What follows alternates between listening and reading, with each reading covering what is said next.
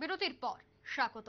নির্বাচনকে সামনে রেখে স্পেশাল অবজারভার গুরুদায়িত্ব পালন করে থাকেন নির্বাচনকে কেন্দ্র করে। ইতিমধ্যে প্রত্যেকটি রাজ্যে স্পেশাল অবজারভার পৌঁছে যাচ্ছে।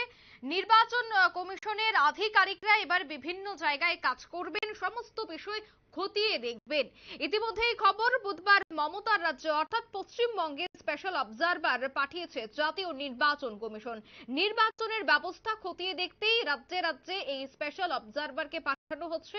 কলকাতা পুলিশ কর্তাদের নিয়ে প্রথমেই হবে কমিশনের স্পেশাল অবজারভারদের বৈঠক, তারপরে বিভিন্ন জায়গায় তারা যাবেন, কথা বলবেন আধিকারিকদের সাথে, তৎসঙ্গে পুলিশের সাথে কথা বলবেন। কোনো জায়গায় যেন অপ্রীতিকর ঘটনা না হয়, শান্তিপূর্ণভাবে যেন গোটা রাজ্যে নির্বাচন প্রক্রিয়া সম্পন্ন করা যায়, তার জন্য কিন্তু অবজারভার ইতিমধ্যেই মমতার রাজ্যে ছুটে গেছে।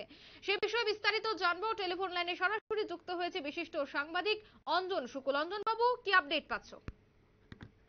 দেখো, বাংলা সহ আরো 5 রাজ্যের বিশেষ পর্যবেক্ষক নিয়োগ করেছে জাতীয় নির্বাচন কমিশন। এই বিশেষ পর্যবেক্ষকরা নির্বাচন প্রক্রিয়া এবং পুলিশের ভূমিকা সরজমিনে খতিয়ে দেখবেন, আর তারপর রিপোর্ট পাঠাবেন জাতীয় নির্বাচন কমিশনের দপ্তরে। সেই রিপোর্টের ভিত্তিতেই পরবর্তী পদক্ষেপ করবে জাতীয় নির্বাচন কমিশনের কর্তারা। এখন প্রশ্ন, বাংলায় বিশেষ পর্যবেক্ষক নিয়োগ করার কারণটা কি? জাতীয় নির্বাচন কমিশন সূত্রে আমরা যেটা জানতে পেরেছি, লোকসভা নির্বাচন ঘোষণা হওয়ার পরেও বাংলায় বিভিন্ন জায়গায় নির্বাচনকে কেন্দ্র করে মারামারি ও রক্তপাত হচ্ছে। কমিশন যতই চেষ্টা করছেন না কেন, সেনাবাহিনী দিয়ে বিভিন্ন জায়গায় টহল দেওয়ার ব্যবস্থা করলেও সাধারণ ভোটাররা কিন্তু আতঙ্কিত হয়ে পড়েছে রাজনৈতিক হিংসা দেখে। কোন জায়গায় কর্মীরা আক্রমিত হচ্ছেন, কোন জায়গায় প্রার্থী আক্রান্ত হচ্ছেন। এই বিষয়গুলো ভাবিয়ে তুলছে জাতীয় নির্বাচন কমিশনকে। সেই জন্যই জাতীয় নির্বাচন কমিশন আরো কঠোর হতে চলেছেন। যে সমস্ত জায়গায় 5 বছর 10 বছর ধরে পুলিশ অফিসার রয়েছেন বা নির্বাচন সংক্রান্ত কোনো কাজের সাথে জড়িত রয়েছেন, তাদেরকে কিন্তু জাতীয় নির্বাচন কমিশন সরানোর নির্দেশ দিয়েছিল রাজ্য নির্বাচন কমিশনকে। আমরা দেখতে পেয়েছি অনেকটা রাজ্য নির্বাচন কমিশন সেই নিয়ম পালন করেনি, ফলে বাধ্য হয়ে জাতীয় নির্বাচন কমিশন সেই সমস্ত তথ্য জোগাড় করে সেই সমস্ত আধিকারিকদের সরানোর ব্যবস্থা করেছেন।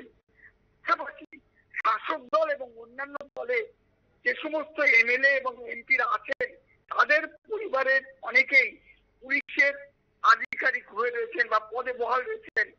বিরোধীরা বলতে শুরু করেছেন নির্বাচনকে এরা কিন্তু প্রভাবিত করতে পারে।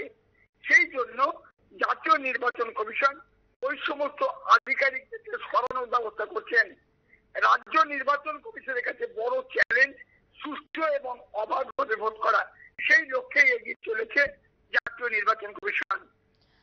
অঞ্জন বাবু, ইতিমধ্যেই পশ্চিমবঙ্গের কোচবিহার নিয়ে চিন্তিত রয়েছে নির্বাচন কমিশন, তৎসঙ্গে কলকাতা পুলিশ। কেন সেখানে কেন্দ্রীয় মন্ত্রী নীতিশ প্রামাণিকের উপর বারংবার আক্রমণ করা হয়েছে বলে অভিযোগ। সেক্ষেত্রে কি কোচবিহার নিয়ে এখনো পর্যন্ত কিছু তুলে ধরেছে পুলিশ, তৎসঙ্গে নির্বাচনী আধিকারিকরা?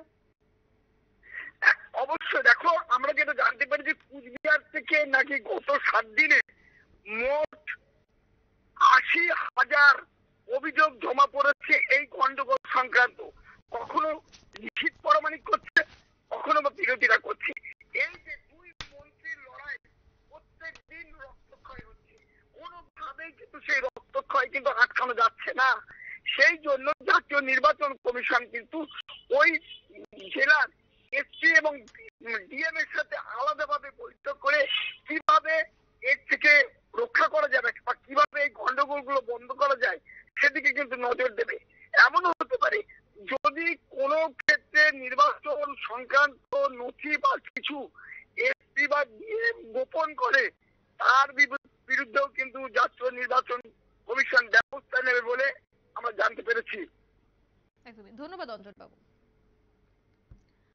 নির্বাচনী বিষয়কে খতিয়ে দেখতেই ইতিমধ্যেই স্পেশাল অবজারভার ছুটে গেছে পশ্চিমবঙ্গে। শুধুমাত্র পশ্চিমবঙ্গ নয়, প্রত্যেকটি রাজ্যেই অবজারভার আসবেন, গোটা বিষয়টি তারা তদারকি করবেন, পুলিশের সাথে কথা বলবেন কিভাবে অবাধ এবং শান্তিপূর্ণ ভোট করানো যায় গোটা দেশে। তার জন্যই কিন্তু ইতিমধ্যেই নির্বাচন কমিশন স্পেশাল অবজারভারদের পাঠাচ্ছে বিভিন্ন রাজ্যে। নিয়ে নিচ্ছে ছোট্ট একটি বিজ্ঞাপন বিরতি, সঙ্গে থাকুন।